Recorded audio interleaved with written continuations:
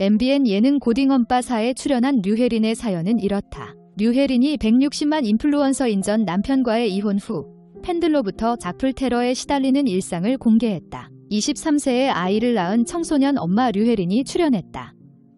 이날 류혜린은 두 돌 된 딸을 홀로 키우고 있는 싱글맘이다. 전 남편의 팬들로부터 24시간 내내 악성 메시지 공격을 당하고 있다는 고민을 털어놨다. 먼저 학창시절 부모님이 이혼한 후 동생과 단둘이 살아온 류혜린은 사회초년생 당시 다정한 성격의 한 남자를 만나 사랑에 빠졌다. 교제를 시작하자마자 동거를 시작하며 행복한 일만 있을 줄 알았지만 어느 날 남자친구는 술 취해 폭력과 폭언을 이어나가는 주사를 보였다. 실수였다고 사과하는 남자친구를 용서한 뒤 류혜린은 임신 사실을 알게 돼 남자친구와 혼인신고를 하게 됐다. 그러나 류혜린은 남편의 주사는 날로 심해졌고 급기야 임신 상태에서 폭력을 행사하기까지 했다며 시간이 흐른 뒤 남편이 영상을 만드는 인플루언서로 전업했는데 조회수를 위해 자신을 때리라는 등 과한 연출을 요구했다고 밝혔다. 결국 아이를 낳은 후에도 이어지는 폭력과 폭언에 류혜린은 남편을 떠나기로 결심했다. 류혜린은 남편과 2022년 이혼을 확정했다고 밝힌 류혜린은 아직도 전 남편의 그림자에서 벗어나지 못하고 있다는 고민을 토로했다. 그러나 씩씩한 류혜린의 일상에서 하루 종일 휴대전화 알림음이 울리는 모습이 포착됐다. 아침부터 밤을 가리지 않고 울려대는 알림음의 정체는 바로 악성 메시지로 죽어라 라는 내용부터 입에 담기 어려운 표현이 류혜린을 끊임없이 공격하고 있었던 것 위에 대해 류혜린은 전 남편이 160만 명의 구독자를 지닌 인플루언서라며 이혼 후 악플에 시달리던 중 전 남편이 양육비를 제대로 지급하지 않은 부분에 대해 개인 SNS에 글을 올렸다. 이후 전 남편으로부터 허위사실적 시 명예훼손으로 고소를 당했다고 밝혔다. 그러면서 재판 결과 불송치 판결이 나면서 혐의를 벗었지만 결과를 영상으로 올리겠다던 전 남편이 추가 영상을 올리지 않으면서 팬들로부터 끊임없는 공격을 받고 있다고 털어놓았다.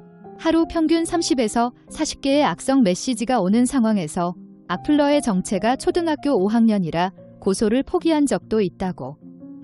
이어진 제작진과의 인터뷰에서 류혜린은 악성 메시지의 수위가 심각하다며 잔뜩 지친 기색을 보인 뒤 딸에게까지 악플 공격을 하는 건 참을 수 없다고 눈물을 흘렸다. 그날 밤에도 끊임없이 울리는 악성 댓글 알람에 잠이 깬 류혜린은 결국 전 남편에게 연락해 자이에 관련한 악플이 달리는 것만은 막아 달라는 메시지를 보냈다. 이에 대해 전 남편은 나도 아이를 버리고 양육비 한 푼 안 주는 사람으로 끊임없이 악플을 받고 있다. 이는 답장을 보냈다. 양쪽 모두가 악플의 늪에 갇힌 막막한 상황에 류혜린은 한숨을 쉬었다. 마지막으로 박미선은 그동안 우리 혜린이 열심히 잘 살았다고 류혜린을 칭찬했다. 이미 좋은 엄마니까 딸을 위해서라도 스스로 행복해지는 방법을 잘 찾아보라는 박미선의 따뜻한 응원과 위로에 울컥한 류혜린은 다시금 마음을 다잡았다. 이제 류혜린 전 남편의 프로필과 전 남편이 올린 해명 영상을 살펴보자. 먼저 춘근이의 이름 오춘근은 1991년 6월 17일 태어났고 32세이다. 신체 스펙은 176cm, 67kg, 16cm. 춘근이에겐 여자친구가 있고 약혼자는 송현이이다. 춘근이의 팬들의 팬네임은 새우깡이다. 인방 데뷔는 2020년 10월 19일이다. 춘근이의 직업은 유튜버이자 틱토커이다. 틱톡 채널 2개 춘근이, 춘송이가 있고 유튜브 채널은 구독자 44만 명 춘근이 천지UNI를 운영 중이다. 콘텐츠 주제는 가족 이야기 여사친과의 빌라그 여친과의 빌라그이다. 그는 유튜브 조회수를 1억회를 넘긴 유튜버이며 틱톡 좋아요는 2200만 정도를 달성했다. 춘근이의 성격은 급발진이 대박이다. 그리하여 특정 시청자들은 그의 별명을 급발준근이, 급발진좌라 칭하기도 한다. 여자친구인 송현이와 함께 찍은 유튜브 쇼츠 동영상 수위가 대박이다. 자가용은 아우디 A6이며 라면을 많이 먹는데 절대 젓가락으로 안 먹고 집게로 먹는다. 류혜린의 전남편인 춘근이가 유튜브 채널에 입장을 발표했다. 전남편은 류혜린이 손버릇이 좋지 않아서 오히려 자신이 맞고 살았다고 한다. 침대에서 맞다가 류혜린의 무릎을 세게 쳤고 다음날 회사에 출근 후 이혼 통보를 받았다. 류혜린의 어머님이 전화를 해서 어떻게 임산부를 때릴 수 있니라고 했다고 한다. 춘근이의 엄마는 맞아도 이혼만은 참으라고 했다고 한다. 또 춘근이는 평소 주량이 소주의 5병이지만 결혼 후 술에 거의 먹지 못했다고 해명했다. 결혼 후 자주 싸웠고 출산 후에도 류혜린이 부부관계를 거절했다는 남편의 입장이다.